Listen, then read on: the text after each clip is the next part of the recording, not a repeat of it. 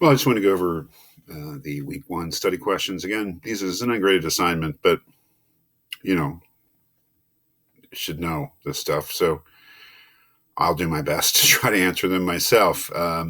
It's been a while since I composed these questions. So I was looking at number one, compare 2.1a and 2.1f of the NSP Code of Ethics. Do you think these sections ask you to do more or less the same thing, or are they distinct directives?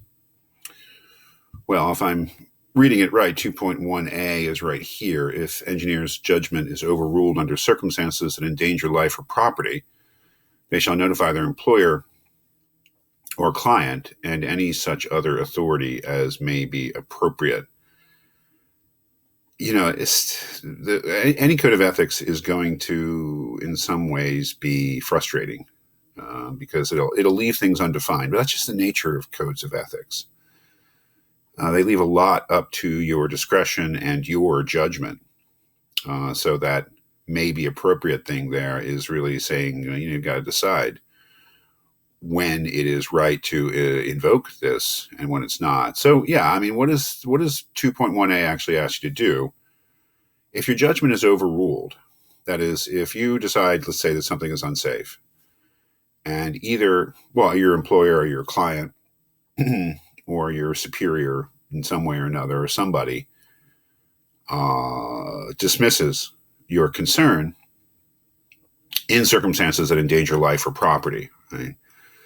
So there's plenty of things that an engineer does in their working life where they may be overruled, but the issue may not actually have to do with the life or property, endangering life or property. So it really does say, first of all, we're talking about situations in which you've made a judgment that something is unsafe, either to human beings or to property.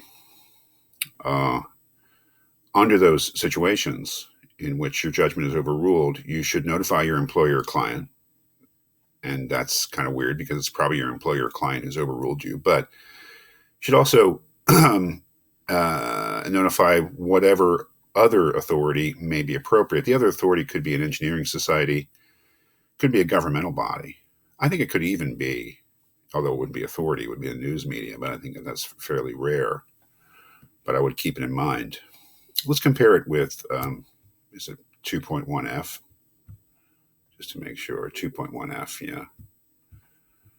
Engineers having knowledge of any alleged violation of this code shall report thereon to appropriate professional bodies, and when relevant, also to public authorities, and cooperate with the proper authorities in furnishing such information or assistance as may be required. The question is, do 1A or 2.1A and 2.1F basically ask you to do the same thing? Well, certainly they're in the same area. It's about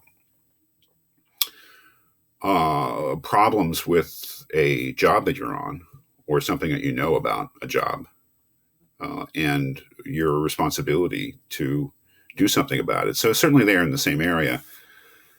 But there are certainly some differences here. First of all, we would note that it says engineers having knowledge of any alleged violation of this code shall report thereon to oppression, et cetera, et cetera. I don't know how important it is, but certainly 1A is more narrow in that it focuses on endangerments to life or property, whereas F talks about any alleged violation of this code. Now, if you look at the code, as you have, you'll see that some of it has to do with violations of or endangerment to life and property, and that's really what this section deals with. But it does say any alleged violation of the code, and some parts of the code do not have to do with endangerment to life or property. They have to do with other things. They have to do with integrity. They have to do with things like taking gifts, which are not matters of public safety or endangerments to property. They are other matters of professional ethics and integrity. So I would say that's a difference. Although the fact that 1F is 1F, that is, it's a specification of the first canon, which is the 1 here, does perhaps imply that they're talking about first canon issues, which are, threats to life, welfare, safety of public. But it does say any alleged violation. So that's a difference, I would say.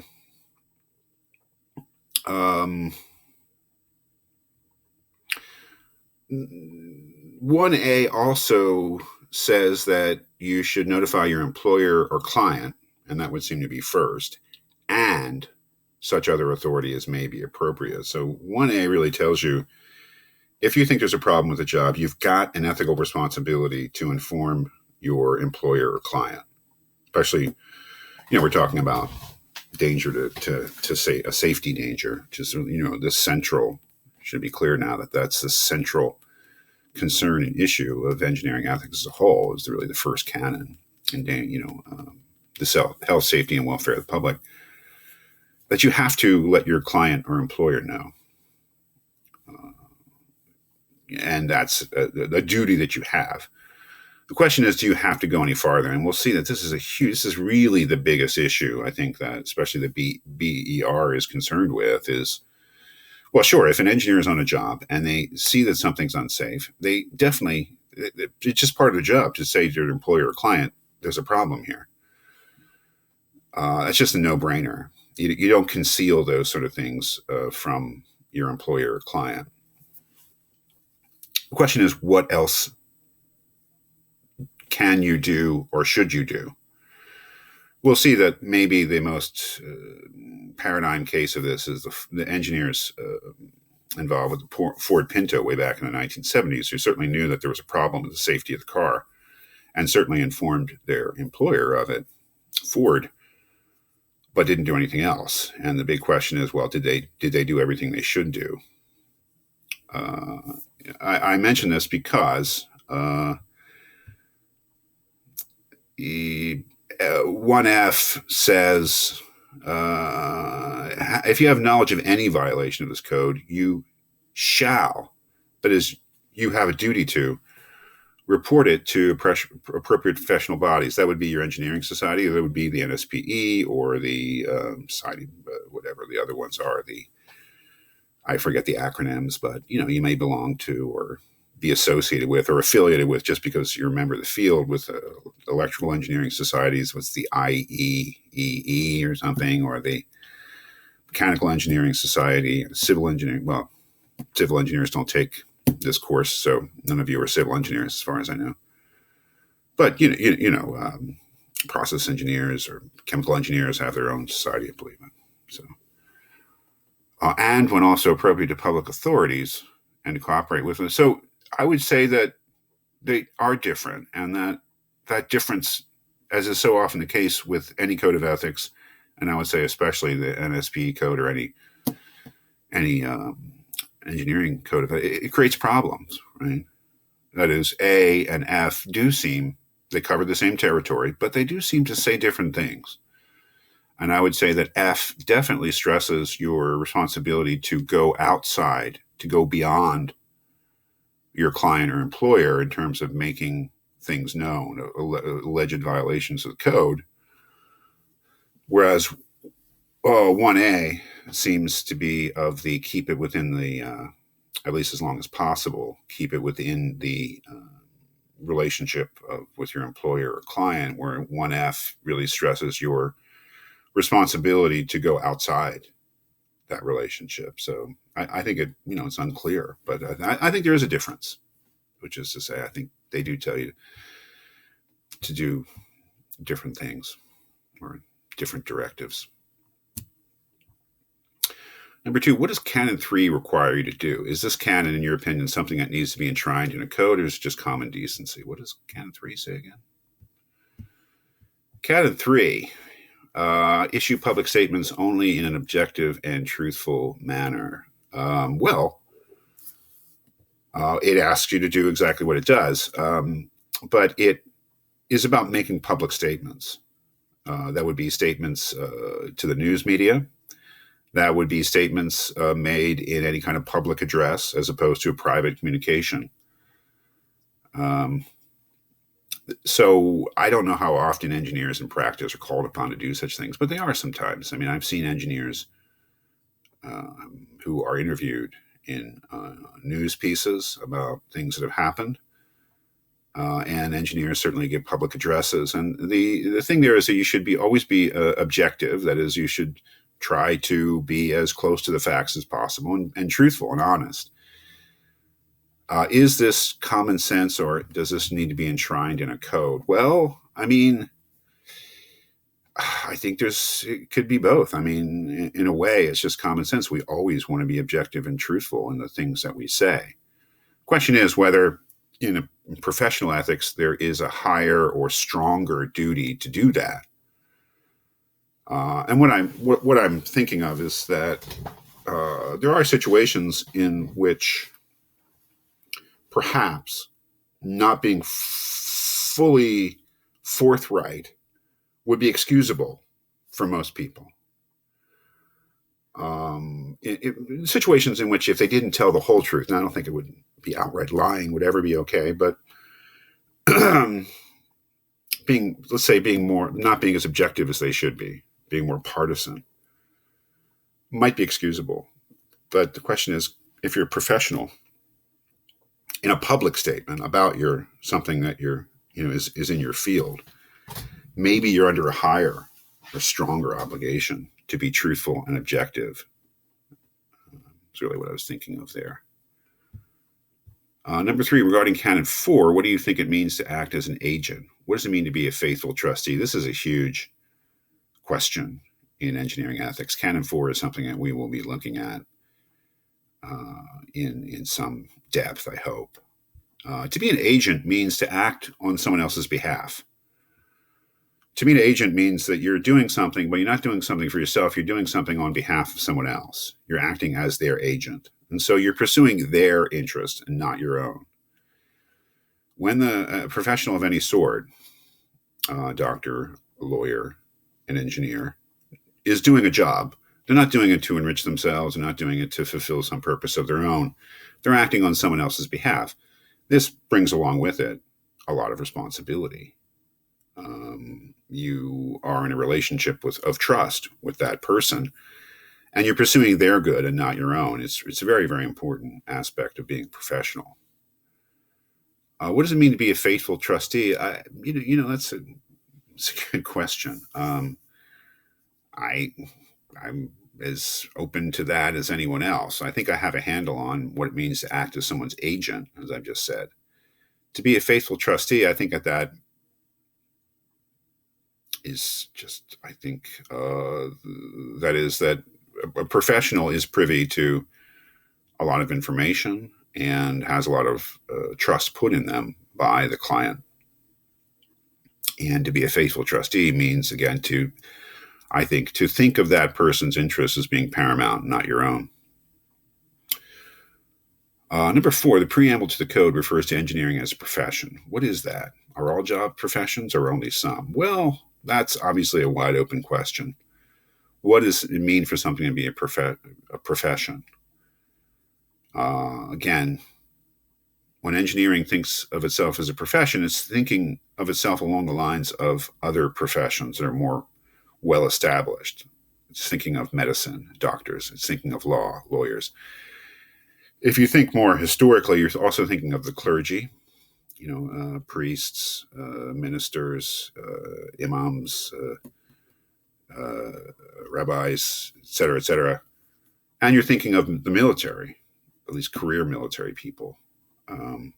So what is a profession? Well, that's something, I don't know. I'm just asking. I'm really thinking, asking you what your preliminary ideas about that before we really look into it. And the other question, are all jobs professions or only some? Well, that's a very fraught question. It's a question on which there's no real consensus. I think that if we're going to approach engineering ethics as professional ethics, we would have to say only some. But it may be wrong. Number 5, is the first canon first because it is the most important one, or does it just happen to be the first one listed? No one knows. Is the answer. My answer to that question. No one really knows. I do a lot of teaching in philosophy and sort of great books teaching, classics. And I've read parts of the Bible with students for probably my whole teaching career, 30 years. And I've read the Ten Commandments from Exodus in the Old Testament, Hebrew Bible. And the commandments come in a certain order. And it was always my contention that the order doesn't matter. If it comes from God, it's all important. But of course, this didn't come from God; it came from human beings, and whether they meant the first canon to be the most important because it's first, I don't know. I really don't know.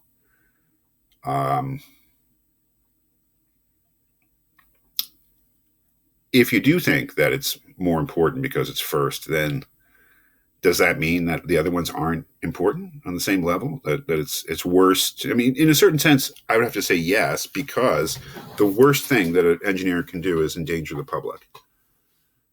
So maybe that would support the idea that the first canon should be first because it's the most important. On the other hand, there's nothing that indicates that it overrules other canons. So it doesn't really make it easy in that respect. And one of the things that we'll find typically in, let's say, BER cases, classic engineering cases, the Ford Pinto, the Challenger disaster, and any number of other first canon cases where the safety of the public was endangered, is that there is a tension between the fourth canon and the first canon.